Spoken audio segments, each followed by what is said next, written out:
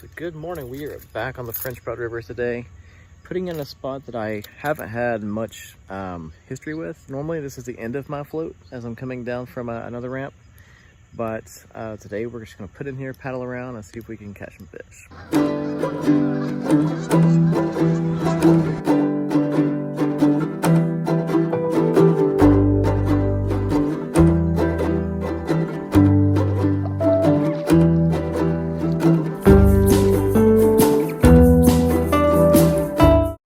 Something I did wrong today is my shoes.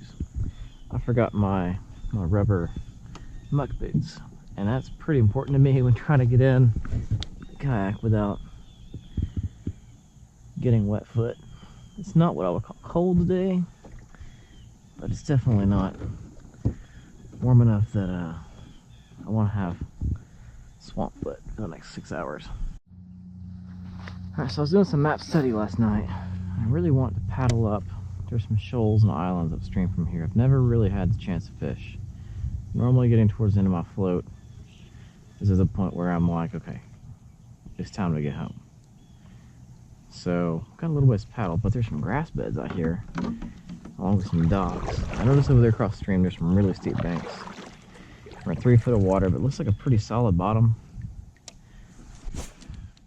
I'm trying to throw the swim bait down the edge of this grass mat right here.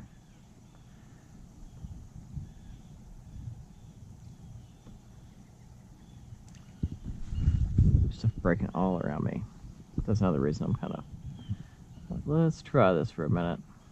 Just a quick update on where we are. Been fishing for just not too long, but I'm noticing that, I noticed when I got here the water was pretty muddy.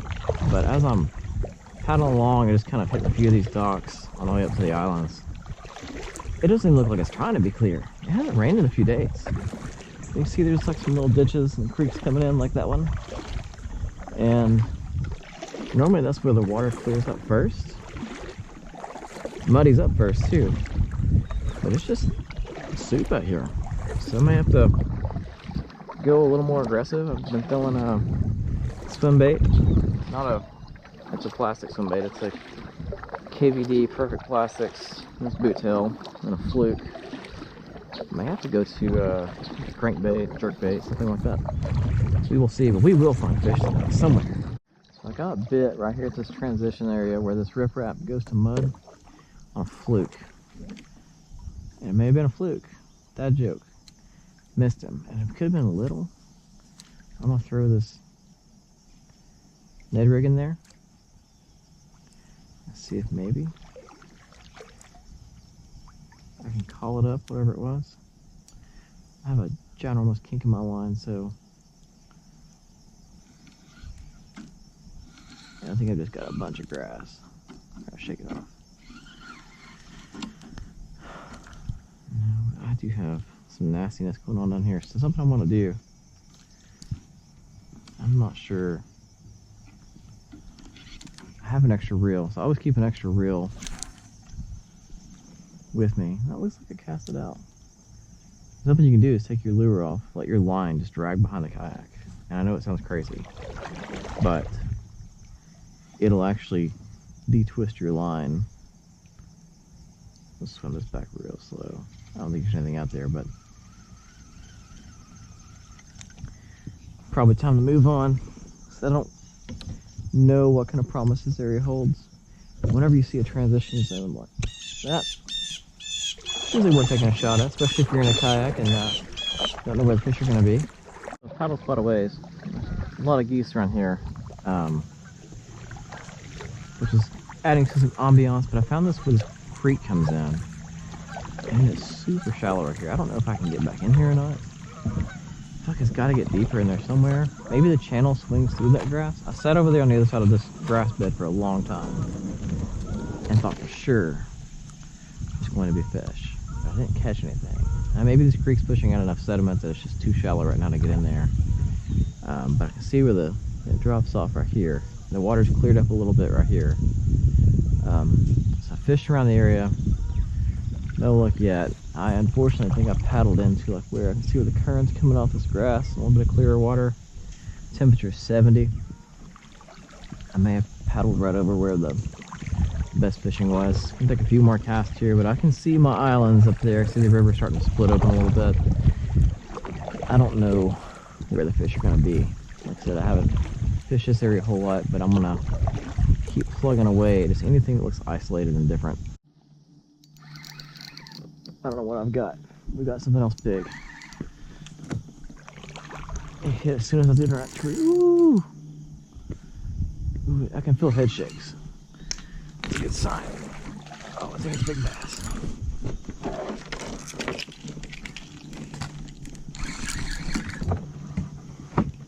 Get pulled up in here. Don't break my rod. Underneath the kayak.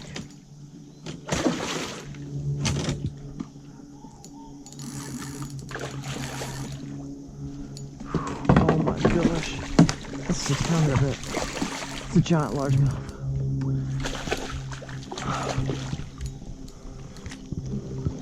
Oh, look at you. Look at you. Dude. Look at you.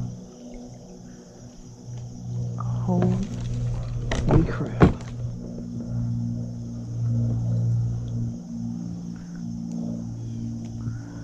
Look at this guy. Look at that. I love you, fish. I don't know if you know it, but I love you. Okay, so what we're gonna do, I don't have a scale.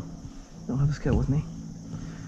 So I'm going to have to like measuring with my paddle. Until almost to here. Look at this fish, man. Hang on, let me get a picture of you and I'm gonna put you back.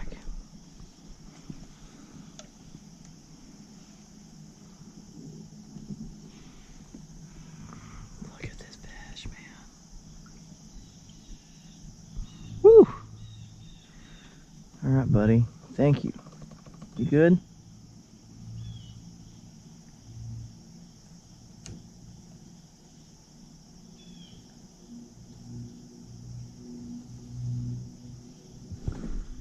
I like him to get mad before I let him go, especially these big ones. Get some tail going there.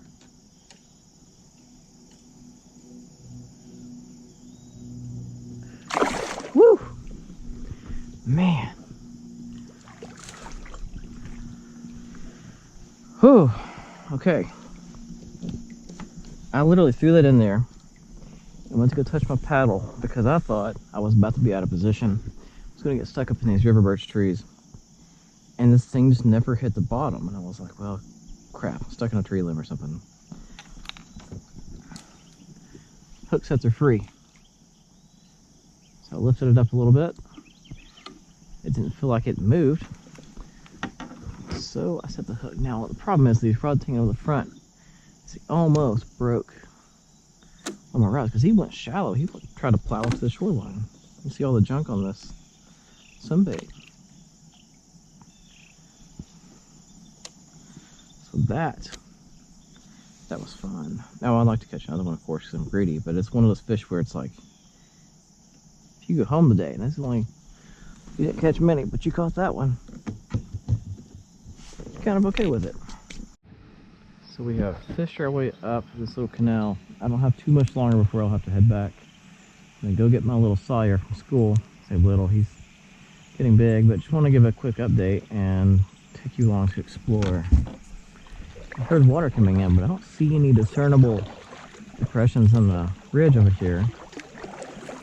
But I think this might be a spring. So we're gonna get very close to it and see if the water temperature goes down. It could also be like some kind of wastewater. Someone jumped behind me. So watch out for my rods back there. And a large amount of walnuts falling in the water here. That looks like a spring though.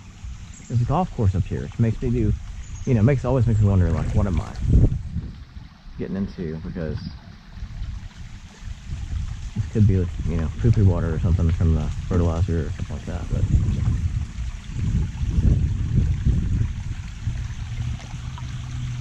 does it feel exceptionally cold? Normally if it's wastewater discharge, it has to be a sign or something. Really sandy right there. Pretty cool though. We've seen a pretty good creek coming in, and now we've got a spring, or like I said, maybe poo-poo water of some sort. We're gonna continue on up around this golf course through these bridges. Like I said, there's a rod hitting back there. So watch out for that. But never fished up here very much. Only caught one fish so far, but it was probably my personal best. At least a river largemouth. I don't remember offhand catching a largemouth that big anytime recently. When I was a kid, we went to Texas and we caught a bunch of fish, but I don't remember one being, especially his head, just being that distinctly big, how long it was. I think it was about 23 inches long. My paddle goes tail to 16, and he was like out to here. So I'm gonna measure when I get home with a tape measure and see if I can figure out how long he was. So one of my weaknesses as a fisherman is that I want to will fish to be somewhere that they're not. And look at this. There's river rock next to grass, and there's a point coming off, and there's current. I'm thinking if I'm a fish, I'm right there. But I wasted way too much time fishing that and didn't get a single bite. You gotta learn to take a few casts, not there, and move on. If I would have stuck around those docks and everything so long, I would not have caught that big largemouth. For some reason, when it comes to current, rocks, those kind of things, I would just get hung up. Like right now, we're only 3 feet of water. I think it's super shallow in there, but I'm gonna have to take a cast at it before I make my way on around. There is a little bit of a shoal up here. It's definitely not what I was hoping. I was hoping there were some actual whitewater type of shoals with more oxygen, but we're gonna try that too in a minute. But also, there's a pair of shoes hanging from this bridge. Like when you play golf, is there like golf in the hood or some kind of rule? Remarkable in the consistency of pulling over time with Biden the whole. Oh gosh. Oh my gosh. Tried to turn the radio off and turn on the camera, and I lost it. I never got a good hook set on that fish either. Literally the crankbait hit the water, and it was like, it's just not running right. And it was a fish. I'm fishing this transition area between this bluff and this chunk rock. I paddled a long ways and looked at a lot of trees, but nothing really stood out from all the other trees on this bank until I got here. I was hoping to catch one or two. It's 1:20. I go get my little guy from school. Like I said, one more fish. I'd love to have done the big one, but you know, I might have jinxed myself earlier when I was like, yeah, this is the only fish I catch. It's okay because it's so big. And whoops on that one. Obviously, I've only got one fish, so my advice may not be the greatest. But what I'm doing on this big rock wall is anywhere there's a break or just something weird, it's pros always call those transition zones. And typically, that's where the fish will sit.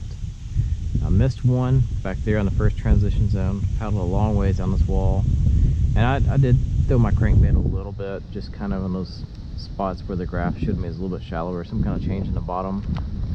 Typically on these walls, anywhere you have a break, like you can see there's bluff, and there's this break down through here where there's still rocks. It's not just mud or anything, but it's got trees hanging over it, and there's a little more gradual slope. I've got about 5 minutes until I have to leave. Love to catch another one. We finally have another fish, so we're not going to go home one fish. I mean, it's a tank, as you see, but it's a fish. He's not really talking bad about it, I'm sure. That's about me changing lures a bunch of times, throwing all sorts of stuff. Came on the Sukoshi bug. He's a pretty guy though. Well, it is 1:55. We are headed back to the ramp, just right there. So 2 fish, but 1 fish was equivalent of about 4 of the second fish. So can't complain too much. So if you guys have watched this far, maybe interested in liking and subscribing. I'm not really like one of those, I'm gonna push you to like and subscribe, but, you know, I wouldn't mind it. Thanks for watching.